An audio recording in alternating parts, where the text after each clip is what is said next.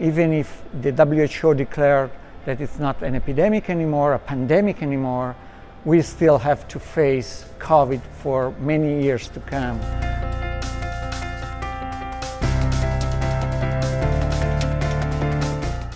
We only have estimates of how many people have NeuroCOVID. Basically, about 10 to 20-30% of people get long COVID. So it's estimated that in Europe we have about 17 million people with long COVID. And among long COVID, about 1/3 has NeuroCOVID symptoms. So basically we can say that in Europe we have about 6-7 million people with NeuroCOVID. Around the world, the estimates are much more difficult because of inequities in diagnosis and everything, but I'm guessing that we have 100 million people with NeuroCOVID all over the world. Patients face the fact that the disease is silent, is not recognized, and so they are really in a bad situation. So we need to do a lot of research, we need to work a lot and try to find out the pathogenesis of long COVID, and then on the basis of this develop diagnosis and therapeutics. I mean, what's more striking is what I already said, that many people do not consider NeuroCOVID or long COVID a disease, and so people are emarginated and are left alone. And so there is also a really high psychological burden on these people. So this is basically the most important issue. Of course, these people live with symptoms that impair their daily life. They do not allow a normal life to have their own activities every day, and so this is very, very frustrating and very difficult to face.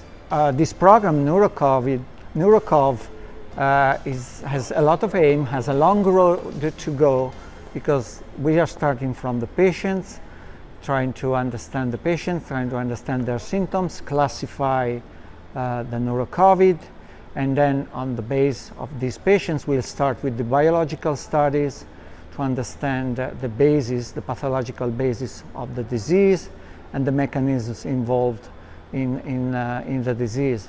And starting from this, the overall endpoint of the project is to discover or recognize drugs that might help and treat patients. So we start with the patients, with their symptoms, and try to go a long way to find new therapeutic approaches. We really don't know what's going to happen with the virus, if it's going to generate new and highly virulent variants, and also we do not have to let the people forget about it, because vaccination and updating vaccinations will be of fundamental importance to avoid a recrudescence of the epidemics.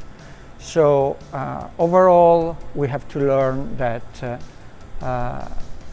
we are still facing an infectious disease that might be coming back, and we need to be prepared to face it again and take the measures to avoid another pandemic as it happened a couple of years ago.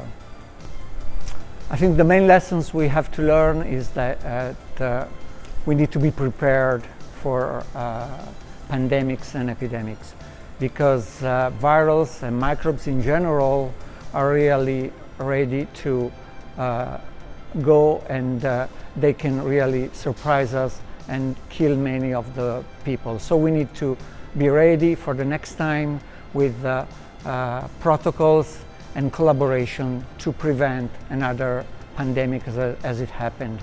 So collaboration among different countries, different scientists to prevent diffusion and to find protocols for therapeutics, for diagnosis, to avoid pandemics is what we need to be ready for.